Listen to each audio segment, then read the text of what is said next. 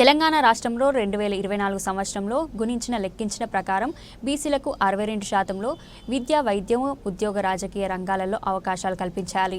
వరంగల్ జిల్లా బీసీ రాజ్యాధికార సమితి రాష్ట్ర కార్యదర్శి ముంజాల రాజేందర్ గౌడ్ కోరారు. బీసీల కులగణన పునర్ పరిశీలించాలని కోరుతూ హన్మకొండ అంబేద్కర్ విగ్రహం ముందు బీసీ రాజ్యాధికారి సమితి ఆధ్వర్యంలో నిరసన తెలిపారు.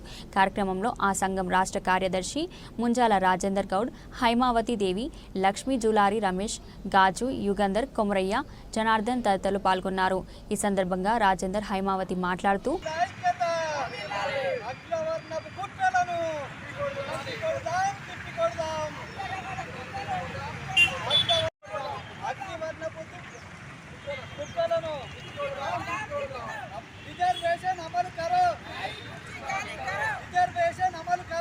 ఈ రెఫరెండంలో భాగంగానే ప్రభుత్వం దిగివచ్చి భూసాని వెంకటేశ్వరరావు కమిషన్ వేయడం జరిగింది.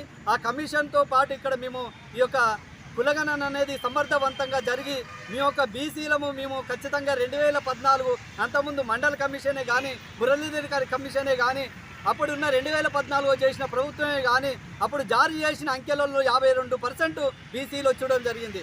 కానీ ఈ యొక్క కులగణన అనేది 2024 ఈ యొక్క తెలంగాణ గవర్నమెంట్ బీసీలను వంచి మా యొక్క కులగణను 42.31% తగ్గించడం జరిగింది. ఏది ఏమైనా కూడా కులగణన అనేది తప్పుల తడకగా జరిగింది. ఈ యొక్క అగ్రవర్ణ కుట్రలలో గత 78 సంవత్సరాల స్వతంత్ర భారతదేశంలో కూడా బడుగు బలహీన వర్గాలు ఇంకా మేము వంచిస్తూనే ఉన్నారు. కాబట్టి ఈ యొక్క అగ్రవర్ణ కుట్రలను తిప్పికొడుతూ ఈ బీసీల కానీ ఎస్సీ ఎస్టీ మైనార్టీ వర్గాలను ఓటు అనే ఆయుధంతో దీన్ని తిప్పికొట్టాలని తెలియజేస్తూ, ఏది ఏమైనా కూడా మేము జనాభాలో మేము 65% ఉన్నాం. కాబట్టి రేపు మా యొక్క డిమాండ్ విద్యలో కానీ, వైద్యంలో కానీ, ఉద్యోగాలలో కానీ, రేపు చట్టసభలో రాజకీయ రిజర్వేషన్లో కానీ మాకు ఒక 65% రిజర్వేషన్ ప్రవేశపెట్టాలని తెలంగాణ ప్రభుత్వాన్ని కోరుచున్నాను.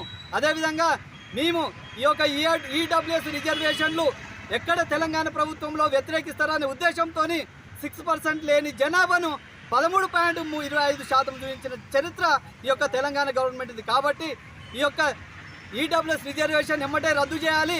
మా యొక్క జనాభా ప్రాతిపదికతో పాటు వాళ్ళ జనాభా ఎంత ఉంటుందో వాళ్ళ ప్రకారం వాళ్ళ వాటా ఇవ్వండి. నా పేరు కోరుకొండ హైమావతి, బీసీ రాష్ట్ర ఉపాధ్యక్షురాలుగా బీసీ రాజ్యాధికార సమితిలో చేస్తున్నాను.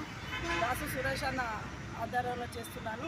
బీసీలకు ఇన్ని రోజులు మనకు కష్టాలు పడ్డా కూడా ఫలితం లేకుండా అయింది. ఈ కులగణన కరెక్ట్ చేసి బీసీ మహిళలది 33% ఉంది. అది బీసీల వాటా ఎంత అనేది కూడా తేలాలని కేంద్ర రాష్ట్ర ప్రభుత్వాలను కోరుచున్నాను. లేకుంటే మహిళలను అధికంగా మేము ఉద్యమిస్తామని కోరుచున్నాం.